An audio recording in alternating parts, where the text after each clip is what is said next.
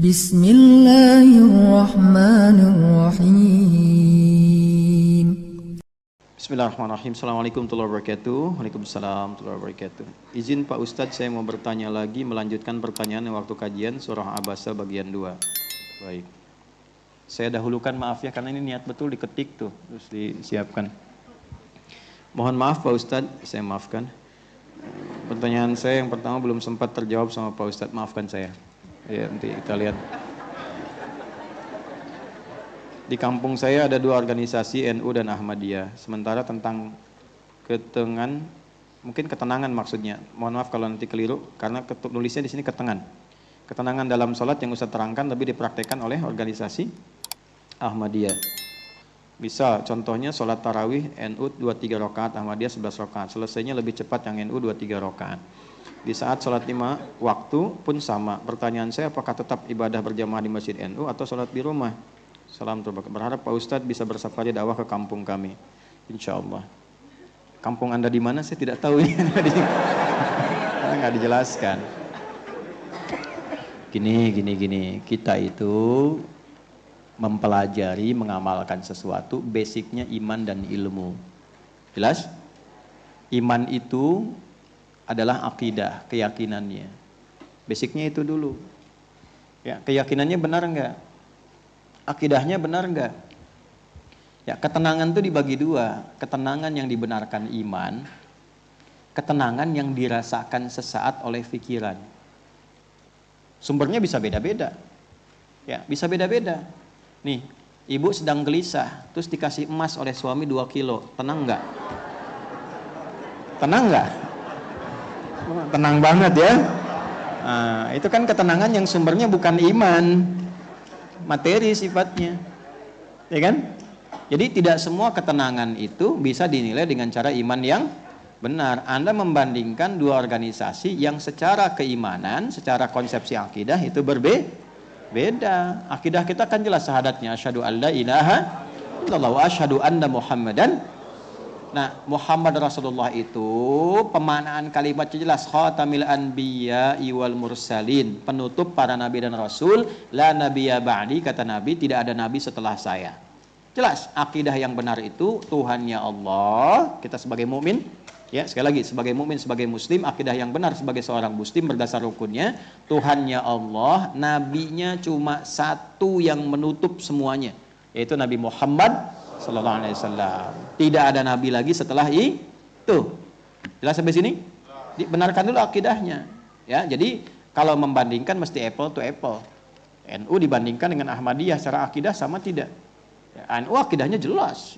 Islam, Ahlussunnah wal Jamaah, Tuhannya Allah, nabinya Muhammad sallallahu alaihi wasallam. Ahmadiyah mengakui ada nabi lagi setelah Nabi Muhammad. Kita sebagai muslim menolak itu. Nah, kalau akidah mesti tegas. Jelas ya? Nah, silahkan, kan bisa dikaji, bisa dipahami. Ya, nah, itu kan jelas, kalimatnya jelas. Kalau setelah ada Nabi Muhammad, tidak ada boleh ada Nabi lagi. Tidak ada Nabi setelah Nabi Muhammad. Jadi kalau ada meyakini ada Nabi lain selain Nabi Muhammad, sederhananya tidak masuk standar keislaman. Jelas sampai sini? Ya, walaupun dimirip-miripkan seperti orang Islam. Nah, nggak apa-apa kalaupun kalimat ini dikutip sampai nggak apa-apa, karena ini kan ajaran yang jelas. Ya, MUI sudah mengeluarkan fatwa jelas kok. Di MUI itu sudah jelas, sudah keluar fatwa dan sebagainya. Jadi kalau Anda melihat seseorang atau satu kumpulan menunaikan ibadah seperti halnya misalnya orang Islam, terasa tenang dan sebagainya, tapi di akidah bermasalah, itu nggak jadi contoh. Jelas? Ada yang lebih ekstrim. Ya, ada yang non-muslim pun merasa tenang menunaikan apa yang mereka sebut dengan ibadahnya. Ya, apa Anda kira, saya kan nggak sebut supaya nanti tidak dihusus-hususkan gitu. Apalagi musim framing sekarang ini kan. Ya. Silahkan cek non-muslim itu, kalau mereka mengatakan sedang ibadah, kan kelihatan tenang juga. Merasa nyaman juga. Tapi kan secara iman berbeda. Nggak bisa kita jadikan sebuah standar. Jadi perbandingannya mesti apple to apple. Jelas sampai sini? Nah, ini bagian pertama dulu. Yang kedua adalah adanya ilmu. Ilmu itu penting untuk menguatkan iman. Cepat, standarnya gimana cepatnya? Cepat itu ada yang ditoleransi, ada yang tidak ditoleransi. Misal yang ditoleransi, bacaan Quran. Quran itu dibagi 3 bacaan.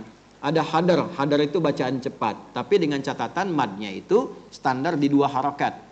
Bismillah. Misal ya, saya bacakan Al-Fatihah dengan standar yang hadar. Ya, semua jadi 2 harakat kecuali nanti mad wajib muttasil tetap pada intinya. Bismillahirrahmanirrahim. Alhamdulillahi rabbil alamin. Arrahmanirrahim. Maliki yaumiddin. Saya sambung. Bismillahirrahmanirrahim. Alhamdulillahi rabbil alamin. Arrahmanirrahim. Maliki yaumiddin. Itu masih boleh. Oh, nggak pakai oh. Boleh. Oh. Kalau terjaga di hukum itu boleh. Kadang biasanya yang dibacanya akan panjang, rokaatnya banyak. Karena itu dia pilih hadar untuk memudahkan orang berdiri. Sehingga merasa nyaman. Ya, tapi nggak boleh melampaui itu. Tetap terjaga hukum bacaannya. Bismillahirrahmanirrahim. Alhamdulillahi rabbil alamin. Arrahmanirrahim. Maliki yaumiddin. Iyyaka na'budu wa iyyaka nasta'in. اهدنا الصراط المستقيم صراط الذين أنعمت عليهم غير المغضوب عليهم ولا الضالين آمين. Boleh. Yang tidak boleh apa? Amin. Nah, itu. Itu maksudnya ya. Nah, bagaimana caranya? Jangan tinggalkan masjidnya. Berlakulah Quran surah 16 ayat berapa? 125. Bagaimana bunyinya? Ud'u ila sabili rabbika bil hikmah. Ajarkan, sadarkan semua orang itu mengenal Allah dengan jalan hikmah. Anda makmum, ada imam pimpinan. Makmum sampaikan dengan cara yang baik. Kalau kira-kira imamnya sudah tidak bisa, cari alternatif yang baik. Pak, bisa nggak terlalu cepat? Anda siapa? Sebelum masjid ini ada, saya sudah di sini. Kan kalau sudah begitu repot, ya kan? Masya Allah Pak, luar biasa Bapak. Saya ingin belajar, Bapak segini masih istiqomah jadi imam, ya. Saya ingin belajar dari Bapak dan sebagainya. Masya Allah. Adek dari mana? Senang kita. Pak, di sana itu juga ada imam-imam Pak suka kayak di Mekah kalau baca Quran. Mungkin sekali-kali boleh kita ngundang Pak ya imam yang dari sana misalnya ke sini. Oh bisa nanti ajak aja. Nah kan lebih enak turun. Itulah hikmah. Tidak di luar dulu masuk bacaan yang benar yang bagus. Sehingga dengan itu jadi baik. Ya, kalau sudah baik merasa enak nyaman. Dulu waktu saya bimbing pesantren di awal-awal di Jakarta itu, ada yang pejabat kantor ingin jadi pejabat di masjid. Direktur perusahaan pengen jadi imam masjid, itu kan bagus, hebat itu. Patut diapresiasi. Cuman waktu itu bacaannya belum bagus.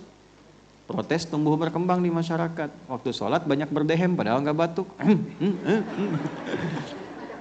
Kita sampaikan kan, Pak, ini izin ini bacaannya nampaknya belum tepat. Oh, jawabannya bagus sekali. Justru Ustadz, saya menjadi imam supaya bacaan saya dibenarkan oleh makmum. Nah, itu dia Pak, katanya. Itu dia Bapak betul. Nah, sebelum bagusnya gini Pak, supaya kehormatan Bapak terjaga, dibenarkannya sebelum sholat. Saya akan utus santri, bimbing baca Bapak yang akan dibaca dalam sholat apa. Nanti Bapak bacain dulu depan santri supaya saat dibaca benar. Jadi nggak ada yang nyalahin lagi. Oh sepakat itu Ustadz. Dalam rangka Bapak dibenarkan ini, Bapak tetap jadi imam.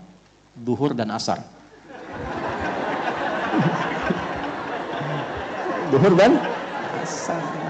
Yang penting nggak menurunkan status. Ada orang-orang itu yang penting statusnya nggak turun, tetap imam.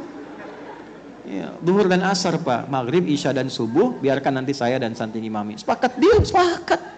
Salaman kita.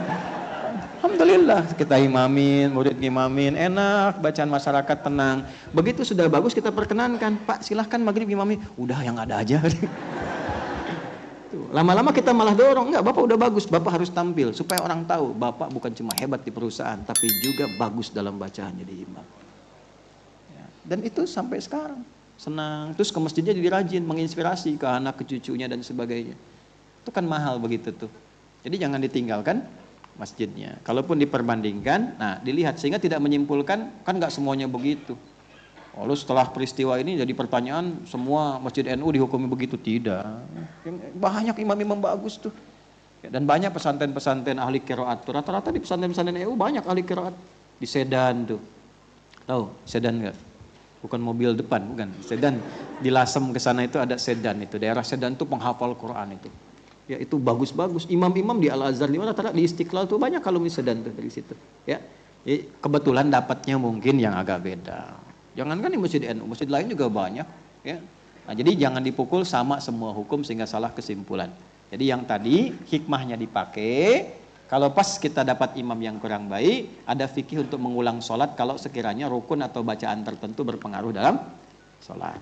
Jelas sampai sini? Tapi memperbaiki, jangan sampai bikin status terus di framing, ceklik. Memang begini. Nah itu kan kalimat yang tidak pantas. Jelas ya?